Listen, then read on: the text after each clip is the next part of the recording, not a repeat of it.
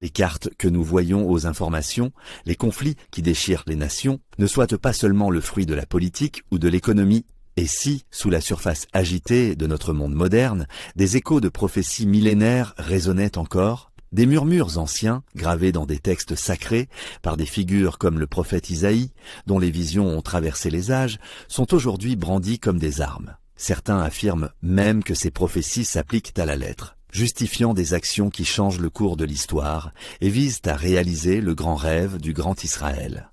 Préparez-vous à explorer un récit où la foi, le pouvoir et des ambitions territoriales s'entremêlent, révélant comment des mots écrits il y a des milliers d'années continuent de façonner notre réalité la plus brûlante. Le passé n'est jamais vraiment mort, et parfois, il dicte l'avenir. Bienvenue sur Faits Créatives. Accrochez-vous, car après l'intro, préparez-vous à plonger dans l'ombre des prophéties les plus intrigantes qui se réalisent de nos jours. N'oubliez pas de vous abonner à notre chaîne et d'activer la cloche pour ne rien manquer de nos prochaines vidéos et surtout pour soutenir la diffusion de notre chaîne sur YouTube et les autres plateformes.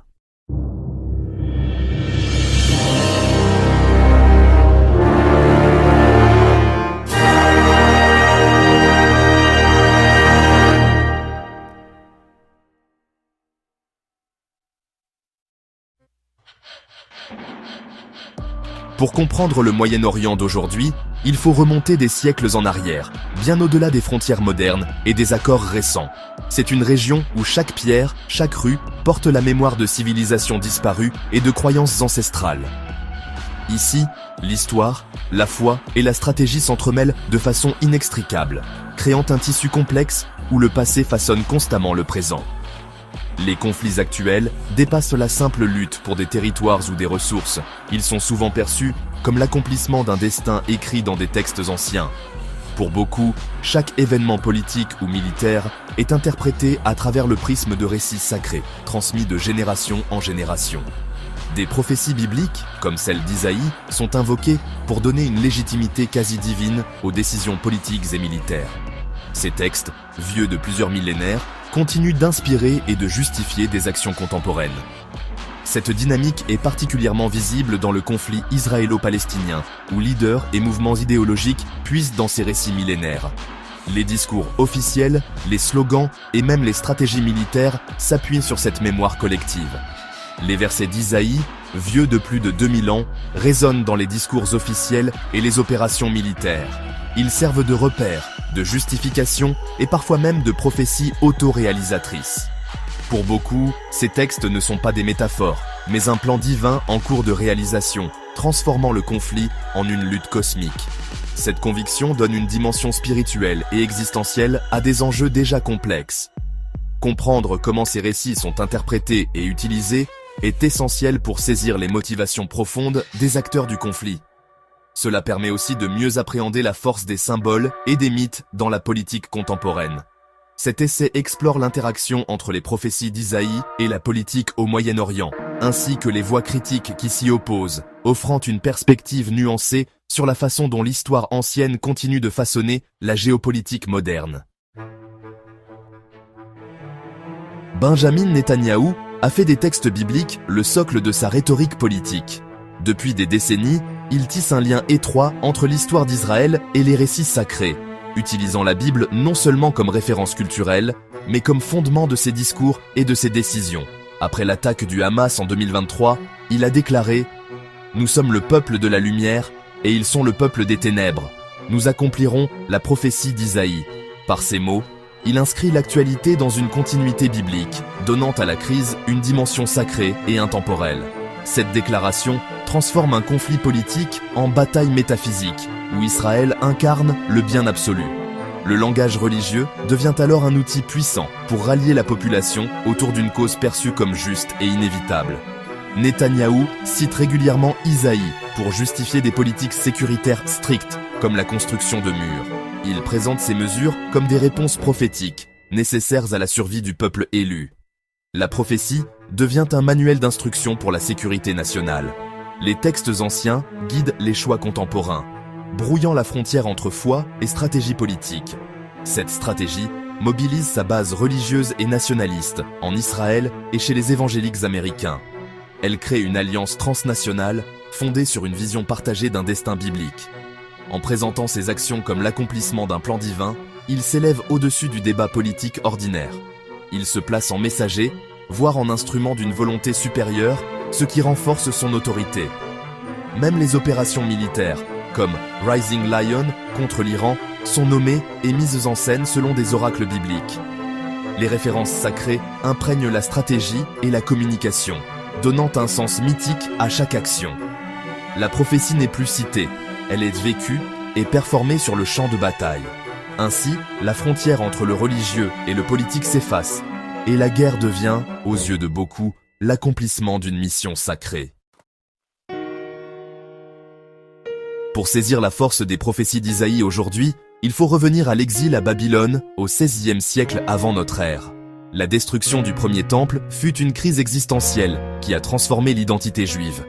Deux courants sont nés, l'un prônant une foi universelle, l'autre plus nationaliste, rêvant de revanche et de domination.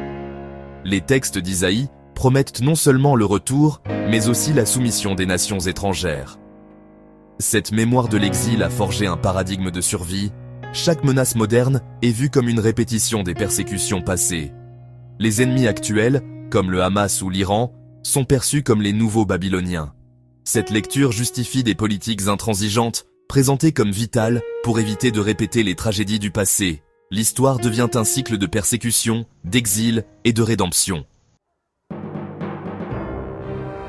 Les prophéties bibliques servent de feuille de route à certains mouvements sionistes, religieux ou laïques. L'idée d'un grand Israël, du Nil à l'Euphrate, s'appuie sur des promesses bibliques.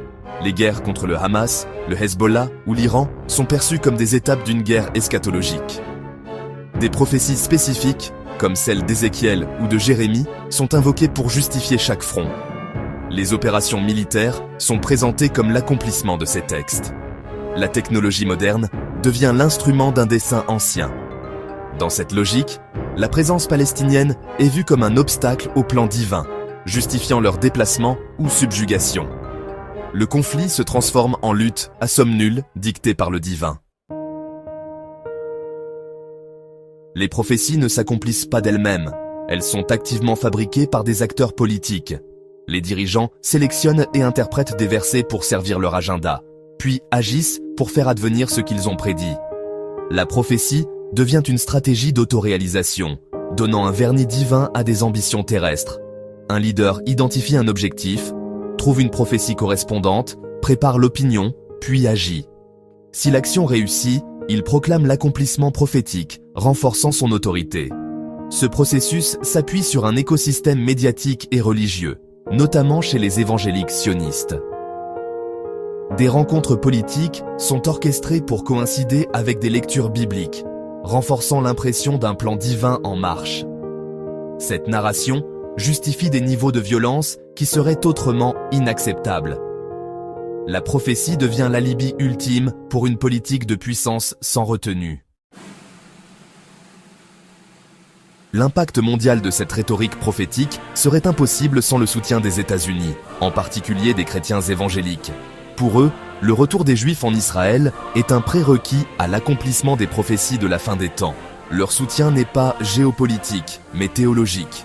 Des leaders évangéliques influencent la politique américaine, saluant des décisions comme le déplacement de l'ambassade à Jérusalem comme des actes divins. L'intervention américaine contre l'Iran en 2025 a illustré cette convergence, avec des discours et prières soulignant la dimension spirituelle. Cette alliance transforme une stratégie en croisade sacrée, rendant toute critique difficile. Les dirigeants israéliens utilisent ce langage pour séduire leur base évangélique, qui en retour fait pression sur les politiciens américains. La politique étrangère devient parfois plus guidée par l'eschatologie que par la diplomatie. La lecture nationaliste des prophéties ne fait pas l'unanimité dans le monde juif. De nombreuses voix religieuses, laïques et académiques dénonçant cette instrumentalisation comme une trahison de l'esprit du judaïsme. Des historiens comme Ilan Pappé ou Shlomo Sand montrent comment l'histoire et les textes ont été déformés pour servir un projet nationaliste. Les courants ultra-orthodoxes non sionistes considèrent la création d'un État juif avant le Messie comme une hérésie. D'autres courants insistent sur les droits de l'homme et la paix, s'appuyant sur des passages bibliques, prônant la justice et la compassion. La Bible n'est pas un livre monolithique, Elle contient aussi des appels à la justice sociale et à la paix. L'instrumentalisation politique consiste à ne retenir que les versets qui servent un agenda. Ces critiques rappellent qu'une autre lecture, et donc une autre politique, est toujours possible. L'instrumentalisation des prophéties n'est pas propre aux sionistes. À travers l'histoire, de nombreux groupes ont utilisé les textes sacrés pour légitimer leurs ambitions politiques ou militaires, cherchant à donner un sens supérieur à leurs actions. Aujourd'hui, le Hamas et l'Iran recourent aussi à la rhétorique religieuse pour justifier leurs actions, mobilisant leurs partisans autour de visions prophétiques et de promesses de victoire divine. Chaque camp se voit comme l'agent d'un plan divin, transformant le conflit en dialogue apocalyptique où chaque événement est interprété comme un signe du destin. Face à cette escalade, des voix chrétiennes appellent à la prudence, rappelant que personne ne connaît l'heure de la fin des temps et que la spéculation peut égarer les croyants. Pour beaucoup, tenter de lire l'actualité comme l'accomplissement des prophéties détourne de la mission première des religions. Œuvrer pour la justice, la compassion et la paix dans le monde présent. Le danger est réel. Confondre un État-nation avec le royaume de Dieu et justifier des injustices ou des violences au nom de la foi, en oubliant la dimension universelle des messages spirituels. La religion devient alors un outil du pouvoir au lieu d'une boussole morale, risquant de perdre son essence et de diviser davantage les sociétés. Les textes sacrés sont des miroirs. On y trouve la guerre ou la paix selon ce qu'on cherche, et chaque génération y projette ses propres espoirs ou ses peurs.